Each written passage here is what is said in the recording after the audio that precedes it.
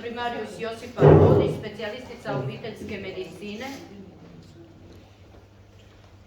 Hrvatski zavod za zdravstveno osiguranje i županije uništavaju solidarno javno zdravstvo. Nažalost, sve ovo što je kolegica prije mene, hvala puno Mirjani, rekla, to mi svi već 30 godina trubimo, apsolutno se ništa ne mijenja. Trenutno, jer čini mi se da je... Niti ne treba. Dakle, mi plaćemo, pjevamo, smijemo se, ne znam šta, mislim, to je sve posao bez ikakvog jalog posao, što bi rekli naši prijatelji. Ključna spoznaja je ta odgovor na pitanje tko je odgovoran za takvo stanje. Zašto nema liječnika obiteljske medicine, zašto nema pedijatara, zašto nema ginekologa. Odgovor na to je u zakonskoj regulativi, znači Zakon o zdravstvenoj zaštiti, Zakon o regionalnoj i lokalnoj samoupravi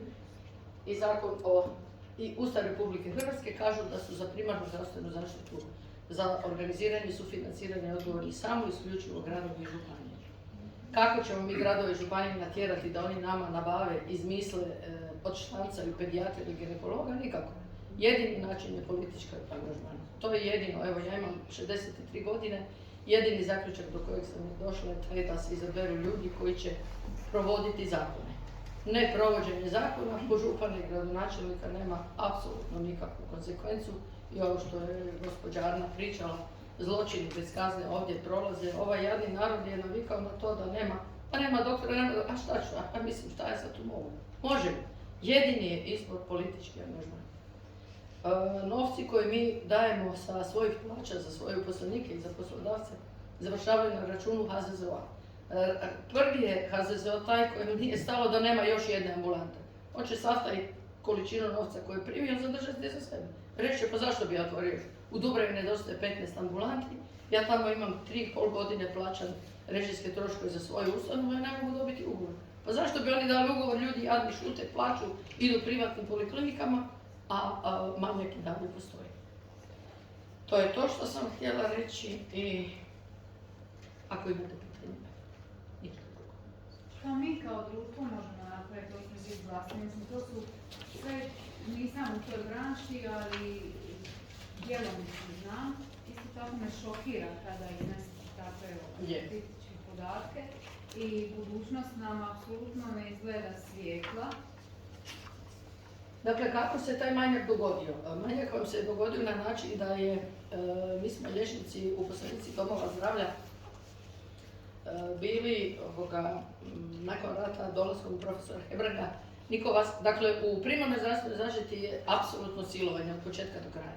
Vas nitko ništa ne pita, oni donesu dekret i kažu od sutra svi uposlenici domova zdravlja moraju ići u zakup.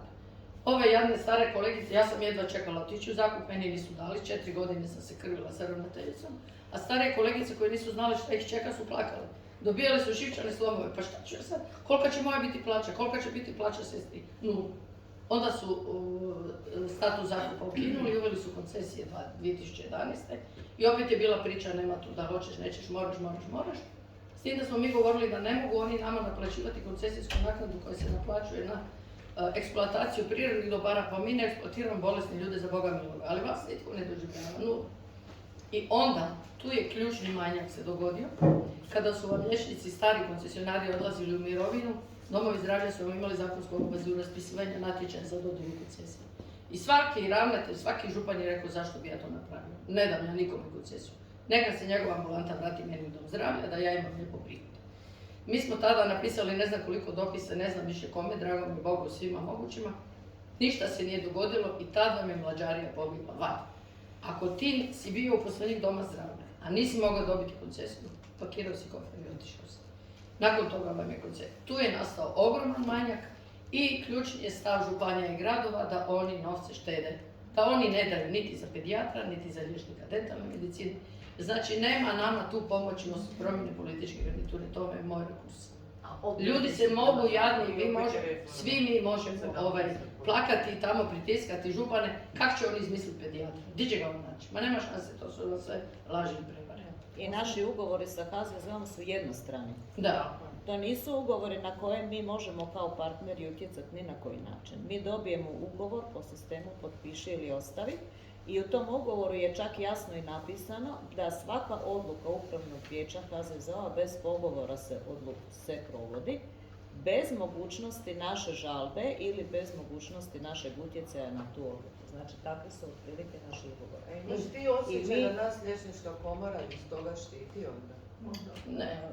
Liječnička komora nas ne, štiti. ne, Dakle, to su ugovori. Da, oni su krovna liječnička organizacija u kojim zakonski mi moramo biti Liječnička članovi, komora je plaćati možda sada, članarine, ja sam ona nas sada, treba da, štititi i treba da. zapravo upravo taj dio administrativnog Pa, dijela jako dobro vrlo, vrlo regulirati. Ona je i navedena u početku ugovora sa HZZO-om između Ma je, nas kao da. tripartitna da je odobrila cijenu naših usluga. Drugo I onda su kasnije samo aneksi ugovora u kojem se komora izvlači. Znači niko ne ona ide je na početnu prva stranicu. i jedina koja nas je trebala zaštititi. Gospodin, Da, još sam samo htio, nadovezao bih se samo, Nikad znači, uspije. na institucionalizirani sustav zdravstveni. Dakle, da li je vaše mišljenje da on strukturalno nije dobar ili on ne poštuje regulativu kao postoje? Dakle, što bi po vama bio prioritet riješiti? Za garnituru znamo što treba, ali dakle, kada bi to bilo, da li bi bio problem koristiti postojeću strukturu ili i nju treba revidirati i to postaviti vam na je nove napravio, to vam je počeo raditi primarius Varga i zato je bio maknut. Dakle, vi možete u postojećoj konstelaciji, organizaciji sustava zdravstva, šta vam je on napravio?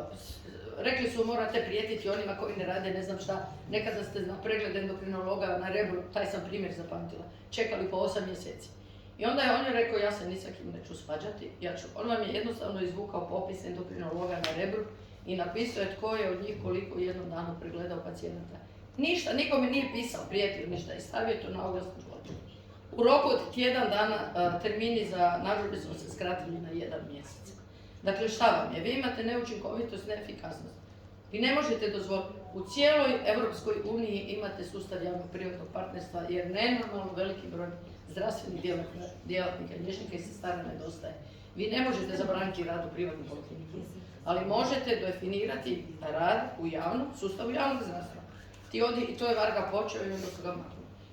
Ti u svojoj, znači u svom Rebru ili Merkuru moraš odraditi toliko, a onda radi 50 sati dnevno koliko hoćeš, gdje god hoćeš. I to vam nikako, nema šanse. Ne. Dakle, da li revizija sustava ili promjena? To bi promjena sustava. Dakle, da li ga treba popraviti ili ga treba zamijeniti? skroz određivan to. Prema kojem uzoru? A postoji vam najbolji sustav javnog zdravstva, vam je Velika Britanija i Nizozemska. I tamo vam je, dakle mi vam i danas primarna zdravstvena zaštita u Hrvatskoj u postojećim nemogućim uvjetima rješavamo 80%, kao i u ostalim zemljama. Ali vam postoji jedan veliki bezobrazluk od strane HZZO-a i jedna velika licemjerstvo gdje oni pacijente uporno, kako je rekla kolegica, vi imate pravo na sve, deklarativno da, i onda kad vi izdate uputnicu, taj čovjek dođe u bolnicu i onda dobije termin, ono boli glava. I on nema izbora, on mora otići. Dakle, jedini vam je način definiranja opsega prava, odnosno košarice usluga.